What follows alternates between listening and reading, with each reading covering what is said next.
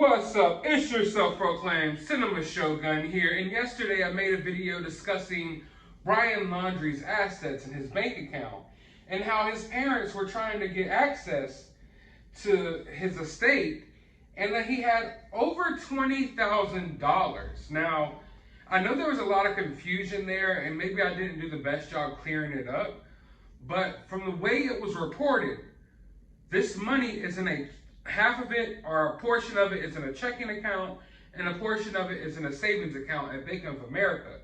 So the way it looks like this is just Brian Laundrie's bank account.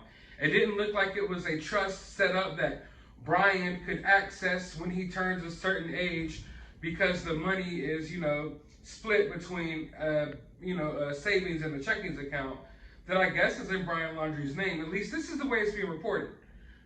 All of the information isn't clear, but even WFLA reported that this was all in a Bank of America, bank account. So it doesn't look like this is any money that was left to him. I saw a few comments on my video that supposedly it already came out that this was some money that he was supposed to receive once he turns 25.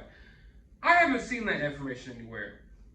I'm not saying that's not true, but as far as I've seen, I haven't seen that information. Someone said that his lawyer confirmed it, but Stephen Bernardino isn't even in charge of this whole situation with Brian's estate. They got an estate lawyer, so Stephen Bernardino has nothing to do with this.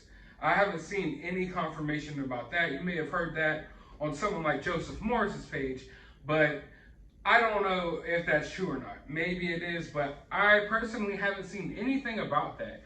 But if you have, feel free to share below, but I think that may be just some he said, she said stuff. Because what is officially reported is that this $20,000 is split between a checking and savings account at Bank of America. So, hey, I'm just telling you what we know so far. Now, could it be money that someone left behind for him? I guess possibly, but it doesn't make sense that it would be in a Bank of America checking/savings account. I feel like they would have had a different account set up that wouldn't have had a, you know what I mean? I mean, it just doesn't seem like that's the case here. Also, there was nothing about, oh, these are assets that are worth up to $20,000, maybe a car or anything like that. No, it said it was money that was divided between a checkings and savings account. So it just looks like it's Brian's account. And honestly, even though $20,000 is a lot of money, and especially a lot of money for someone like Brian to have, you have to take into account the fact that this dude just went out to live on the road. You don't do that for free. You can't go live in a van and travel America for free. That actually costs a lot of money. And in the grand scheme of things, $20,000 isn't that much money when you think about how these people are traveling in a van all across America. That's a lot of gas money every day, for one. That's a lot of gas money every day. I mean, food, water, just the human necessities. And if you're smart and you're traveling in this van all around America, you probably want to have some money in your bank just in case something happens to the van and you have to repair it. I mean, that's just if you're being responsible. I'm not saying that they had all their ducks in a row. I'm just saying, thinking that Brian was out there with zero money, I find that hard to believe. Did Brian earn this money? Probably not. Maybe it was an account that his parents set up for him and they put money in there for him, so in case of emergencies, he could use it and whatnot. I don't know. But it definitely raised some questions as to why he was using Gabby's card when he could have used his own. And I already broke that down, that I feel like in his mind, he was never going to off himself, that he was going to try to make this getaway. And he was going to swipe Gabby's card to make it look like she was still alive and like everything was normal. But the question that this does raise, it all comes full circle right back to the storage unit, which has been the main question for me throughout this whole entire investigation. It seems like everyone was like, going everywhere with this investigation. Oh, where could Brian be? Brian's here, Brian's there. This is what happened, that's what happened.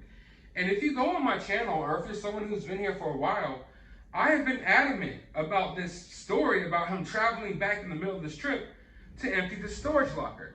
And now that story even becomes more sus because, dude, you had $20,000 in the bank and you couldn't pay your storage locker.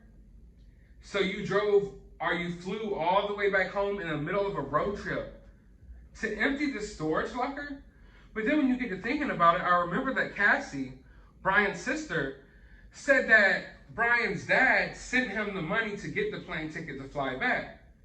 So then you would have that, well, that's what, makes this bank account shady as well. Because you have to think, all right, well, he had all this money to pay his storage unit. He didn't pay the storage unit. So you would think he has the money to buy a plane ticket to fly back, yet the parents buy a plane ticket for him to fly back to empty the storage unit.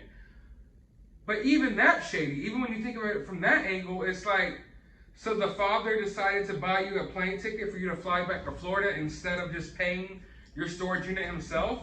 It all comes full circle that no matter what angle you try to tackle this from, it doesn't add up. It just doesn't add up. If Brian had access to all this money, he could have paid the storage unit, right? But at the same time, if the parents are so willing to buy him a plane ticket that costs hundreds of dollars, surely they would have paid for another month or two of a storage unit. That's cheap. And it wasn't even a unit. I want to make that clear. It's been called a storage locker. They keep calling it a storage locker, which is like one of the smallest storage spaces you can buy. So for Brian to travel all the way back home for this storage unit, despite having a bank account with $20,000 in it, despite knowing that Brian's parents are pretty well off, it's just this gaping big hole in this whole Brian Laundrie story that no one's really talking about anymore. But I find it highly, highly suspect. From the jump, like, no one goes on this road trip, plans a whole road trip to go across America just to, oh, well, damn, I got to pay this storage unit. Nobody does that. Nobody does that. And if that's the case, why not just pay the storage unit? And Brian had all of this money. All of this money. And the way it's looking is as if this is just Brian's personal account. And I know $20,000 is a lot of money, but when you really take the circumstances, you really think about it, of course this guy isn't out there just plain broke. Where he got the money, how he got the money, that's a whole nother story for a whole nother day. But I believe that this is Brian Laundrie's bank account. So if Brian Laundrie had this bank account, had all this money, didn't pay the storage unit, why didn't he buy his own plane ticket? Why did he have his father buy the plane ticket? It all seems weird.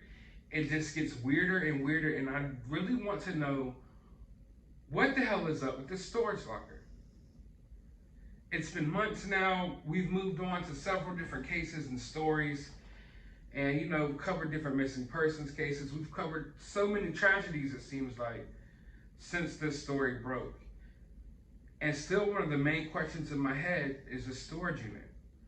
And now that we know Brian had all this money, it just makes it look even worse.